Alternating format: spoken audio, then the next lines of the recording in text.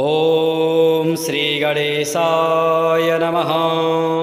अथ श्री कूष्माण्डस्तोत्रम्। सुरासम्पूर्णकलशं रुधिराप्लुतमेव च दधाना हस्तपद्माभ्यां कूष्माण्डा शुभदास्तु मे। अथ ध्यानम्।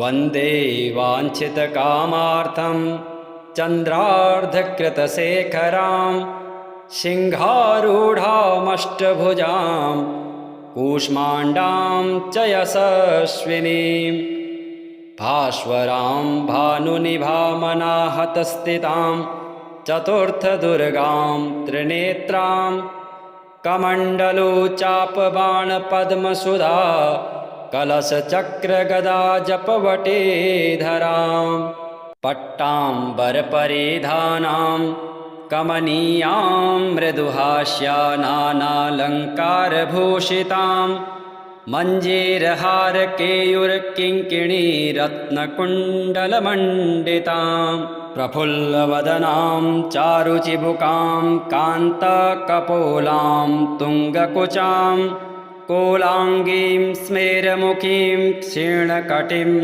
निम्ननाभिं नितम्बनीम्। अथ स्तोत्रः। दुर्गतिनाशनि त्वं हि दारिद्र्यादिविनाशिनी जयदा धनदा कूष्माण्डे प्रणमाम्यहम्। जगन्माता जगत्कर्त्री जगदाधाररूपिणी चराचरेश्वरी कूष्माण्डे प्रणमाम्यहम्। त्रैलोक्यसुन्दरी त्वं हि दुःखशोकनिवारिणी परमानन्दमयी कूष्माण्डे प्रणमाम्यहम्। अथ कवचम्। हसरः मे शिरः पातु कूष्माण्डा भवनाशिनी हसलकरे नेत्रथ हसरोश्च ललाटकम्। कौमारी पातु सर्वगात्रे वाराही उत्तरे तथा पूर्वे पातु वैष्णवे इन्द्राणी दक्षिणे मम। दिग्दिक्षु सर्वत्रैव कुम्भीजं सर्वदावतु सुरासम्पूर्णकलशं रुधिराप्लुतमेव च दधाना हस्तपद्माभ्यां कूष्माण्डा शुभदास्तु मे। अथ ध्यानम्। वन्दे वाञ्छितकामार्थं चन्द्रार्धकृतशेखरां सिंहारूढामष्टभुजां कूष्माण्डां च यशस्विनीं भास्वरां भानुनिभामनाहतस्थितां चतुर्थदुर्गां त्रिनेत्रां कमण्डलुचापबाणपद्मसुधा कलशचक्रगदाजपवटेधरां पट्टाम्बरपरिधानां कमनीयां मृदुहास्यानालङ्कारभूषितां मञ्जीरहारकेयूरकिङ्किणीरत्नकुण्डलमण्डितां प्रफुल्लवदनां चारुचिबुकां कान्तकपोलां तुङ्गकुचां कोलाङ्गीं स्मेरमुखीं क्षीणकटिं निम्ननाभिं नितम्बनीम्। अथ स्तोत्रः। दुर्गतिनाशनि त्वं हि दारिद्र्यादिविनाशिनी जयदा धनदा कूष्माण्डे प्रणमाम्यहम्। जगन्माता जगत्कर्त्री जगदाधाररूपिणी चराचरेश्वरी कूष्माण्डे प्रणमाम्यहम्। त्रैलोक्यसुन्दरी त्वं हि दुःखशोकनिवारिणी परमानन्दमयी कूष्माण्डे प्रणमाम्यहम्। अथ कवचम्।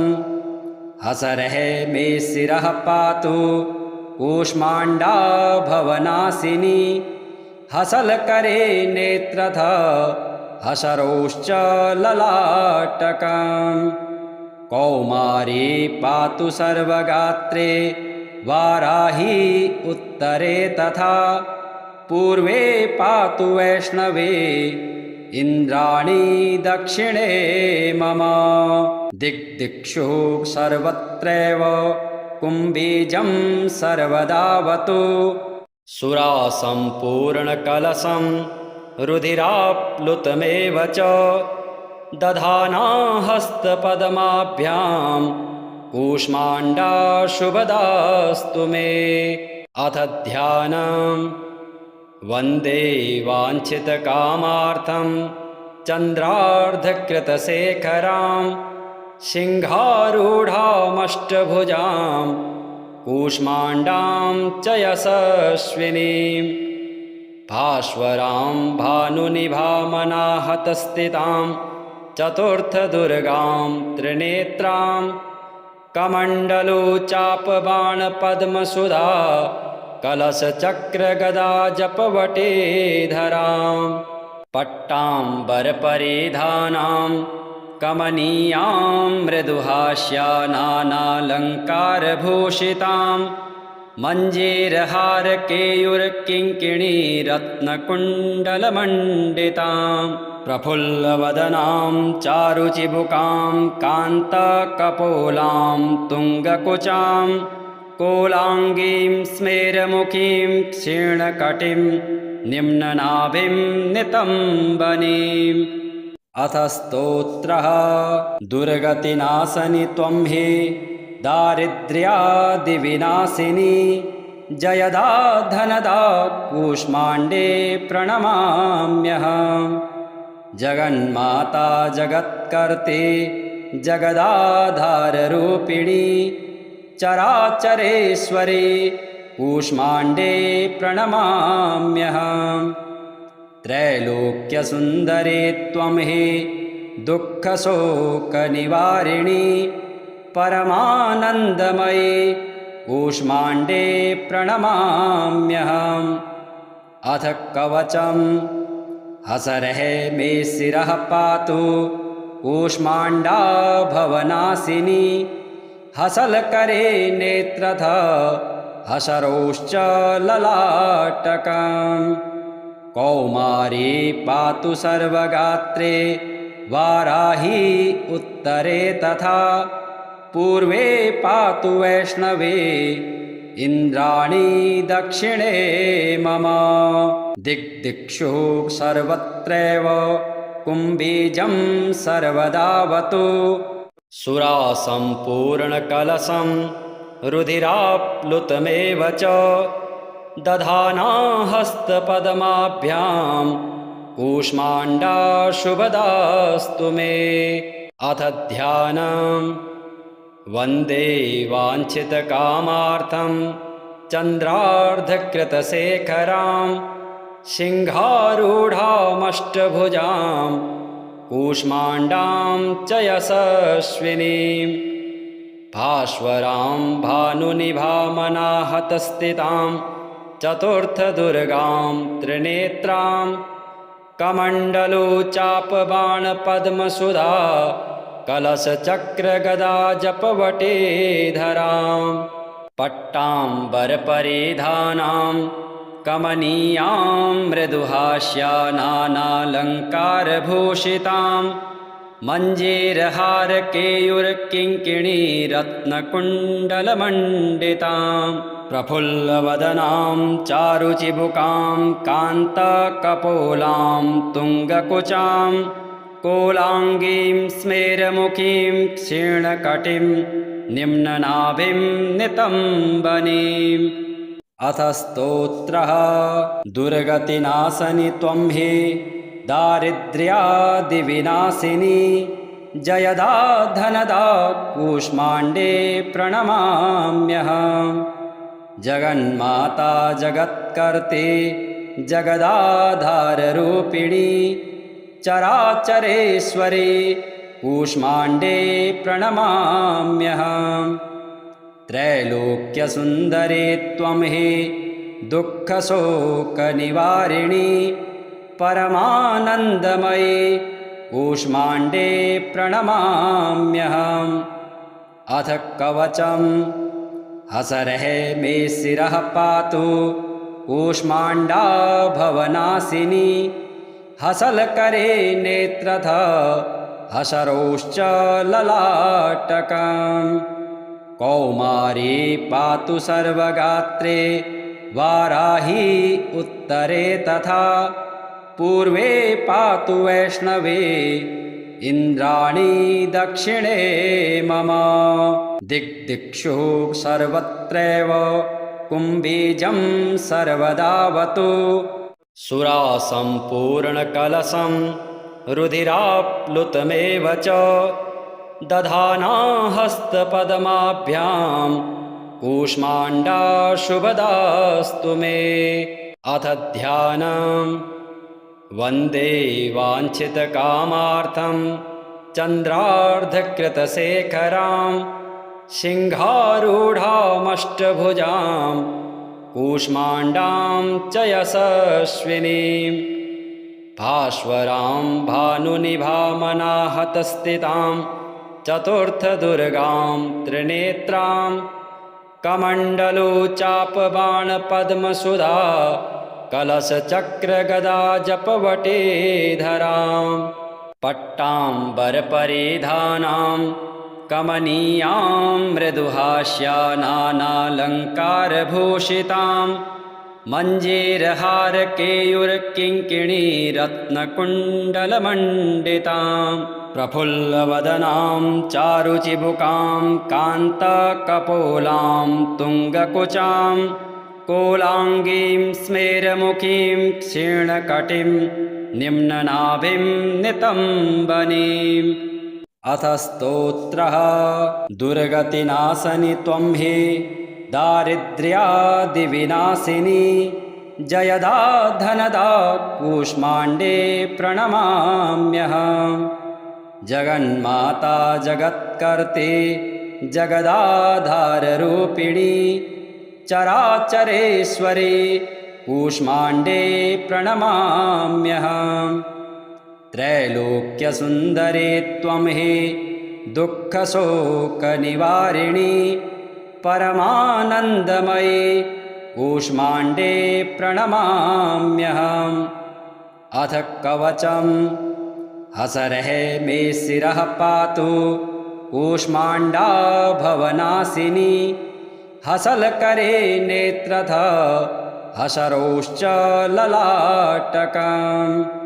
कौमारी पातु सर्वगात्रे वाराही उत्तरे तथा पूर्वे पातु वैष्णवे इन्द्राणी दक्षिणे मम।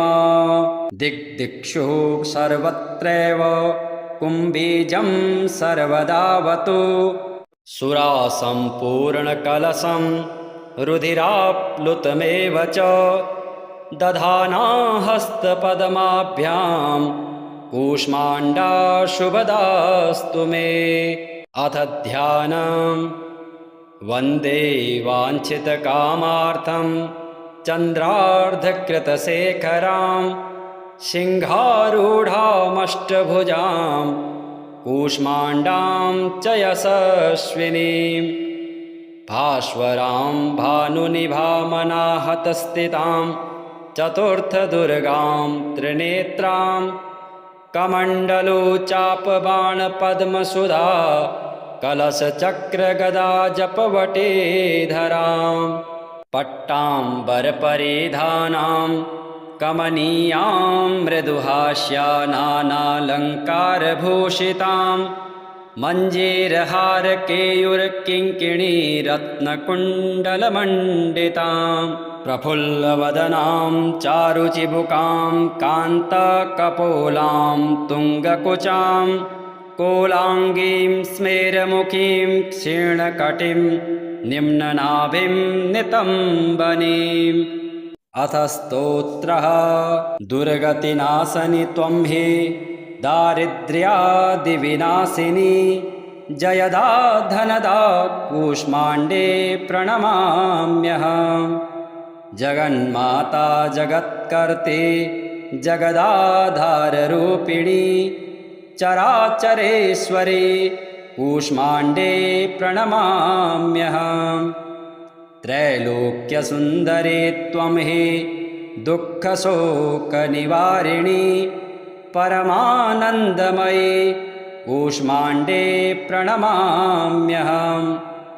अथ कवचम् हसरः मे शिरः पातु कूष्माण्डा भवनाशिनी हसलकरे नेत्रथ हसरोश्च ललाटकम्। कौमारी पातु सर्वगात्रे वाराही उत्तरे तथा पूर्वे पातु वैष्णवे इन्द्राणी दक्षिणे मम।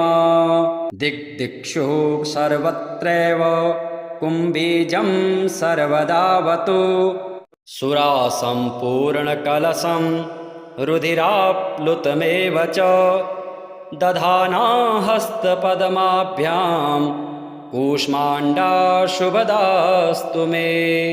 अथ ध्यानम् वन्दे वाञ्छितकामार्थं चन्द्रार्धकृतशेखरां सिंहारूढामष्टभुजां कूष्माण्डां च यशस्विनीं भास्वरां भानुनिभामनाहतस्थितां चतुर्थदुर्गां त्रिनेत्रां कमण्डलुचापबाणपद्मसुधा कलशचक्रगदा जपवटीधरां पट्टाम्बरपरिधानां कमनीयां मृदुहास्यानालङ्कारभूषितां मञ्जीरहारकेयूरकिङ्किणीरत्नकुण्डलमण्डितां प्रफुल्लवदनां चारुचिबुकां कान्तकपोलां तुङ्गकुचां कोलाङ्गीं स्मेरमुखीं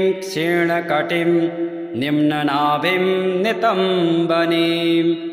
अथ स्तोत्रः दुर्गतिनाशनि त्वं हि दारिद्र्यादिविनाशिनी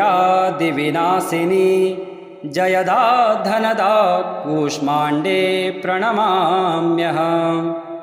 जगन्माता जगत्कर्त्री जगदाधाररूपिणी चराचरेश्वरी कूष्माण्डे प्रणमाम्यहम्।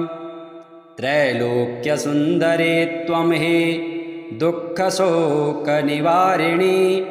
परमानन्दमयी कूष्माण्डे प्रणमाम्यहम्। अथ कवचम् हसरः मे शिरः पातु कूष्माण्डा भवनाशिनी हसलकरे नेत्रथ हसरोश्च ललाटकम्। कौमारी पातु सर्वगात्रे वाराही उत्तरे तथा पूर्वे पातु वैष्णवे इन्द्राणी दक्षिणे मम। दिग्दिक्षु सर्वत्रैव कुम्भीजं सर्वदावतु सुरासम्पूर्णकलशं रुधिराप्लुतमेव च दधाना हस्तपद्माभ्यां कूष्माण्डा शुभदास्तु मे। अथ ध्यानम् वन्दे वाञ्छितकामार्थं चन्द्रार्धकृतशेखरां सिंहारूढामष्टभुजां कूष्माण्डां च यशस्विनीं भास्वरां भानुनिभामनाहतस्थितां चतुर्थदुर्गां त्रिनेत्रां कमण्डलुचापबाणपद्मसुधा कलशचक्रगदा जपवटीधरां पट्टाम्बरपरिधानां कमनीयां मृदुहास्यानालङ्कारभूषितां मञ्जीरहारकेयूरकिङ्किणीरत्नकुण्डलमण्डितां प्रफुल्लवदनां चारुचिबुकां कान्तकपोलां तुङ्गकुचां कोलाङ्गीं स्मेरमुखीं क्षीणकटिं निम्ननाभिं नितम्बनीम्। अथ स्तोत्रः दुर्गतिनाशनि त्वं हि दारिद्र्यादिविनाशिनी जयदा धनदा कूष्माण्डे प्रणमाम्यहम्। जगन्माता जगत्कर्त्री जगदाधाररूपिणी चराचरेश्वरी कूष्माण्डे प्रणमाम्यहम्। त्रैलोक्यसुन्दरी त्वं हि दुःखशोकनिवारिणी परमानन्दमयी कूष्माण्डे प्रणमाम्यहम्। अथ कवचम् हसरः मे शिरः पातु कूष्माण्डा भवनाशिनी हसलकरे नेत्रथ हसरोश्च ललाटकम्। कौमारी पातु सर्वगात्रे वाराही उत्तरे तथा पूर्वे पातु वैष्णवे इन्द्राणी दक्षिणे मम। दिग्दिक्षु सर्वत्रैव कुम्भीजं सर्वदावतु सुरासम्पूर्णकलशं रुधिराप्लुतमेव च दधाना हस्तपद्माभ्यां कूष्माण्डा शुभदास्तु मे।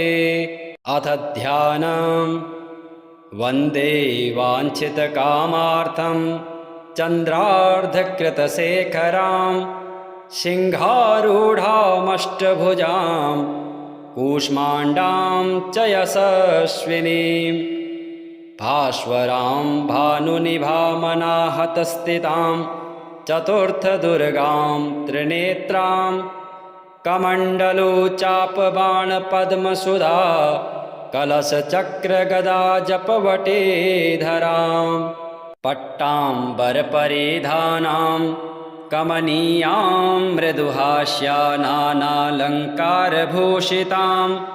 मञ्जीरहारकेयूरकिङ्किणीरत्नकुण्डलमण्डितां प्रफुल्लवदनां चारुचिबुकां कान्तकपोलां तुङ्गकुचां कोलाङ्गीं स्मेरमुखीं क्षीणकटिं निम्ननाभिं नितम्बनीम्। अथ स्तोत्रः दुर्गतिनाशनि त्वं हि दारिद्र्यादिविनाशिनी जयदा धनदा कूष्माण्डे प्रणमाम्यहम्। जगन्माता जगत्कर्त्री जगदाधाररूपिणी चराचरेश्वरी कूष्माण्डे प्रणमाम्यहम्। त्रैलोक्यसुन्दरी त्वं हि दुःखशोकनिवारिणी परमानन्दमयी कूष्माण्डे प्रणमाम्यहम्। अथ कवचम् हसरः मे शिरः पातु कूष्माण्डा भवनाशिनी हसलकरे नेत्रथ हसरोश्च ललाटकम्। कौमारी पातु सर्वगात्रे वाराही उत्तरे तथा पूर्वे पातु वैष्णवे इन्द्राणी दक्षिणे मम। दिग्दिक्षु सर्वत्रैव कुम्भीजं सर्वदावतु